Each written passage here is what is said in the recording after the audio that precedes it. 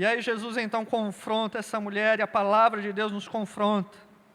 Irmãos, nós não vamos ser perfeitos nessa terra, amados.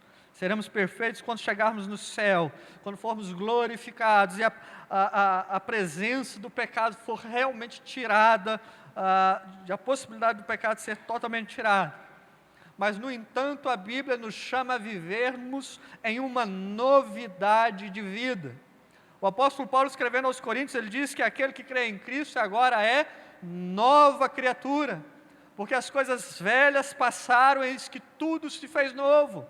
Esse novo homem, querido, segundo Deus, essa nova mulher, segundo Deus, ela não é perfeita, ela vai estar crescendo em santidade dia a dia, ela vai estar aprendendo e crescendo, ora retrocedendo um pouco, ora indo mais adiante. Nós não seremos perfeitos aqui, mas entenda, queridos, a nossa vida, quando nós conhecemos a Cristo, quando nós conhecemos essa água vida, ela é uma vida nova, ela não pode ser mais semelhante, atrelada aos pecados de outrora. Há algo diferente que precisamos viver e experimentar da parte de Deus. E muitas vezes, amados, nós queremos o favor, a bênção, nós queremos o benefício, mas quando o Senhor fala, vamos tratar com o problema dos seus pecados, Márcio, vamos tratar com os problemas do seu pecado, igreja, aí a gente torce o nariz e faz algo parecido com o que essa mulher faz. Versos 19 e 20, ela diz o seguinte: Senhor, disse-lhe a mulher, vejo que tu és profeta. Nossos pais adoraram neste monte, vós entretanto dizeis que em Jerusalém é o lugar em que devemos adorar. Irmãos, quando Jesus toca no problema do pecado dela, quando o Senhor Jesus diz a ela que é necessário haver arrependimento, haver agora um deixar o pecado, ela fala, em outras palavras, é como ela dissesse o seguinte: Senhor, então vamos falar de religião. Tem tantas religiões por aí, tem tantas crenças por aí, cada um fala um negócio diferente, bota o nome de Deus no meio, né? A religião dos samaritanos dizem que é no Monte Gerizim que se deve adorar, a religião dos judeus diz que é em Jerusalém, no templo que se deve adorar, né? Tem tantas religiões, há tantas coisas são ditas, tantas pessoas, a gente entra na internet, tanta gente falando tanto sobre tantas coisas. Vamos falar então, vamos devagar aqui acerca sobre as diferentes religiões, as diferentes crenças, e o Senhor Jesus fala para ela: olha, a hora vem e já chegou, que nem neste monte, nem em Jerusalém adorareis ao Pai, porque importa que os verdadeiros adoradores adorem o Pai em espírito e em verdade.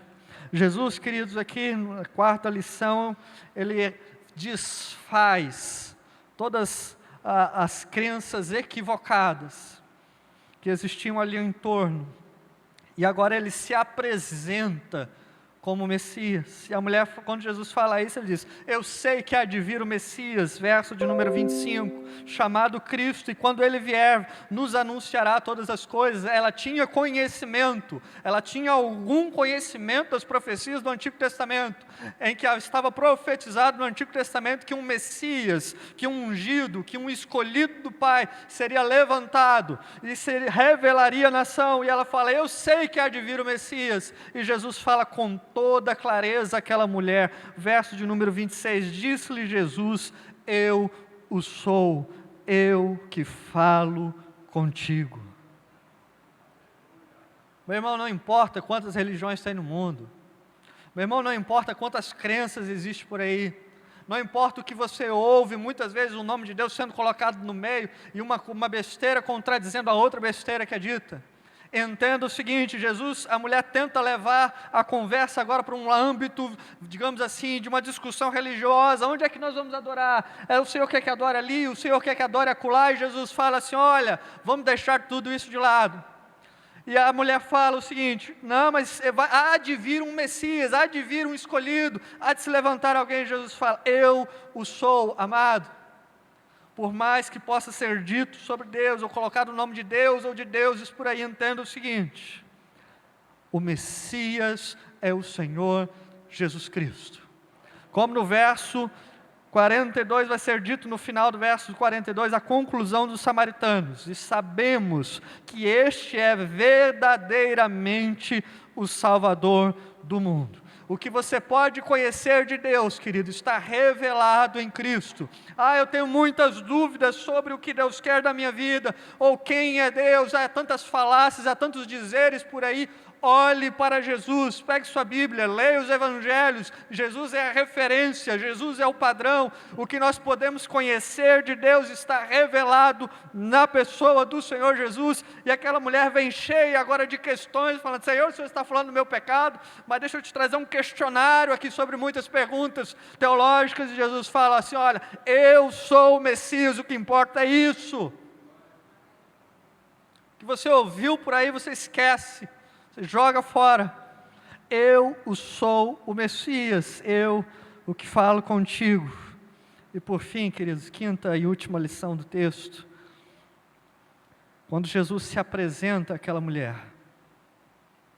como o Messias, como o Salvador, como o ungido, o escolhido do Pai, como Filho de Deus, aquela mulher, ela larga o cântaro, ela foi ali para buscar água. Ela tinha ido ali para buscar água, ela largou o cântaro de lado, ela não estava mais nem querendo saber de cântaro algum.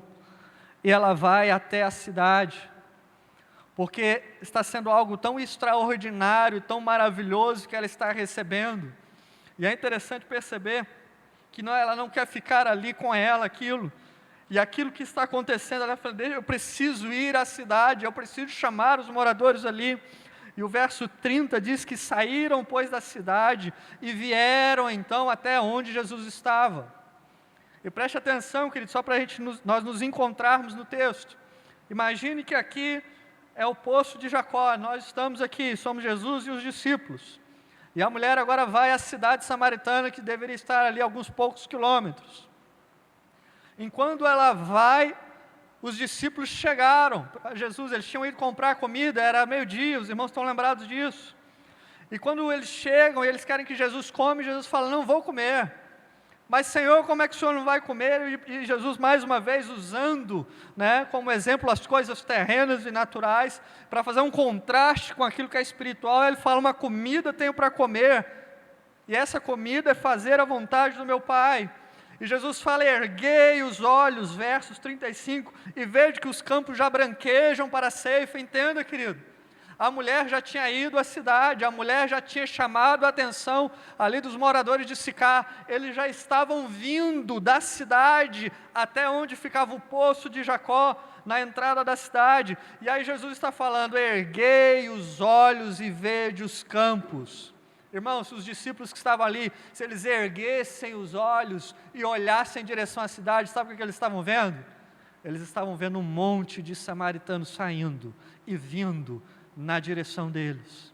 E Jesus fala: erguei os olhos e vede os campos, pois já branquejam para a ceifa. Queridos, a quinta e última lição é que Jesus, ele comissiona os seus discípulos, ele comissiona o seu povo, ele comissiona a sua igreja. A mulher ali, ela tem esse encontro com Jesus, e ela logo de imediato, ela vai até a cidade e fala assim: olha, eu encontrei um homem que me diz tudo quanto tenho feito, ele só pode ser o Messias, vamos lá e vamos ver, vejam por vocês mesmos. E os versos de 39 a 42 vão dizer então que aqueles samaritanos da cidade de Sicar vieram e pediram a Jesus que ficasse com eles, e Jesus ficou ali 2 dias, ensinando, anunciando o Evangelho. E eles disseram para a mulher: olha, não é mais pelo que você disse, mas é por aquilo que nós temos visto e temos experimentado. Amados, fazendo um link aqui até com o que o pastor Sidraque pregou hoje pela manhã, quando o anjo acorda Elias cansado ali por aquela perseguição que Jezabel e Acabe tinham contra ele, e Elias está cansado na caverna, o anjo acorda ele, fala: acorda Elias, levanta, come e bebe. Por quê?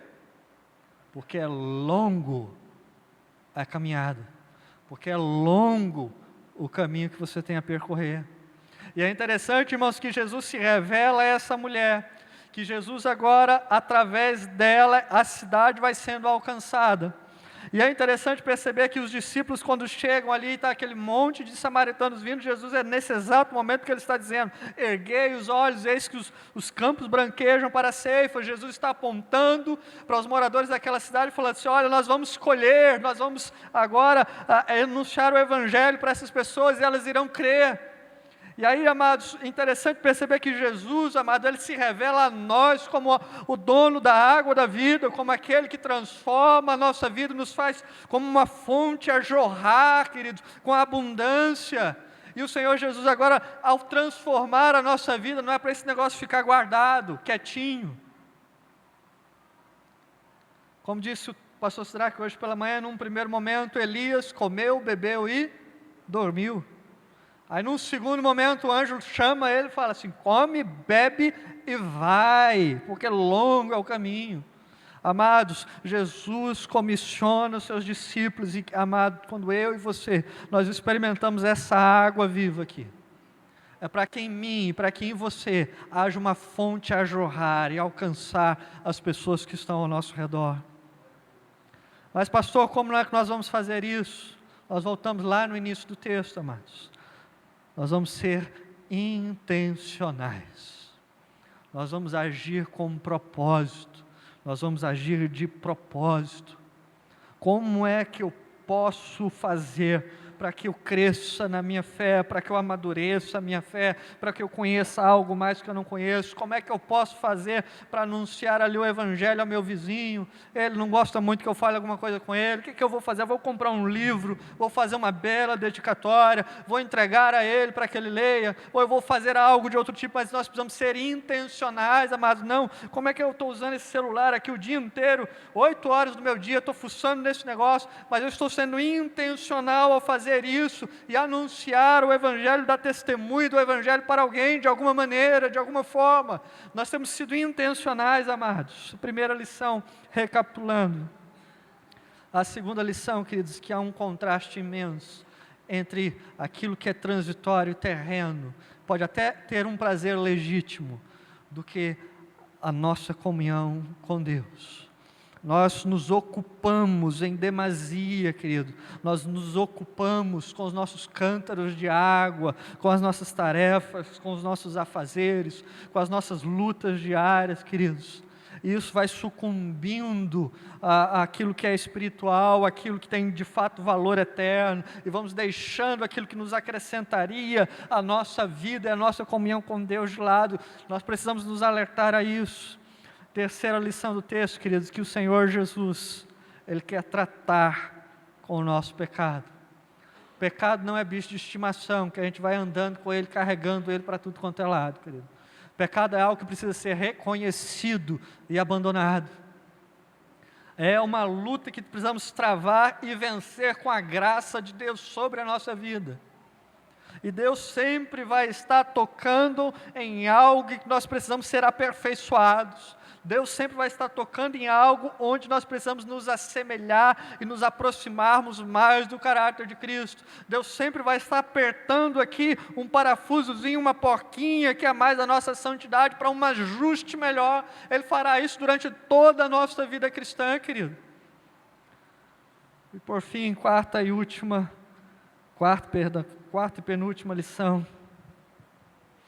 Independente das falácias que você encontrar por aí, querido, Jesus Cristo é o Messias, é o enviado do Pai para a sua salvação, para a minha salvação. É Ele que morreu na cruz do Calvário pelos teus